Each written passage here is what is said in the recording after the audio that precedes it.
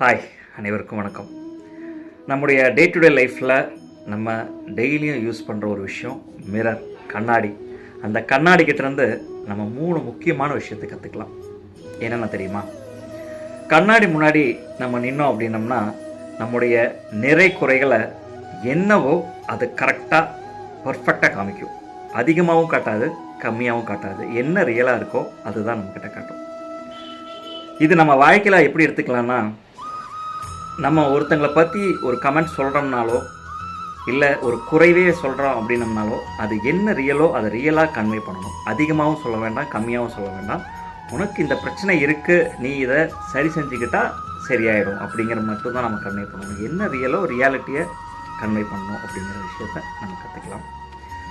ரெண்டாவது, கண்ணாடி முன்னாடி இருந்து நம்ம நகர்ந்து போயிட்டோம் அப்படின்னம்னாலே அந்த கண்ணாடியில் நம்மளுடைய பிம்பம் தெரியாது.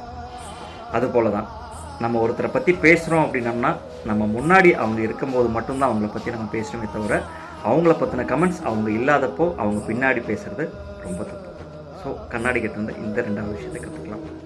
3வது விஷயம், இந்த கண்ணாடி நம்மளோட குறையை காமிக்கும் போது நம்ம என்னைக்காவது கோவப்பட்டு அந்த கண்ணாடியை கல்லால் உடைச்சிருக்கோமா, இல்லை திட்டியிருக்கோமா, இல்லை சண்டை போட்டிருக்கோமா?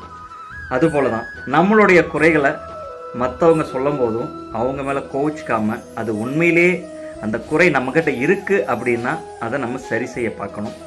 இல்லைன்னு சொன்னால் நோ கமெண்ட்ஸ், கண்டுக்காமல் நம்மளுடைய வேலையை பார்க்க ஆரம்பிச்சிருக்கோம். அவ்வளோதான். ஸோ இந்த 3 முக்கியமான விஷயத்தை கண்ணாடிக்கிட்டேருந்து கற்றுக்கிட்டலாம். நம்முடைய வாழ்க்கை ரொம்ப நல்லாயிருக்கும்.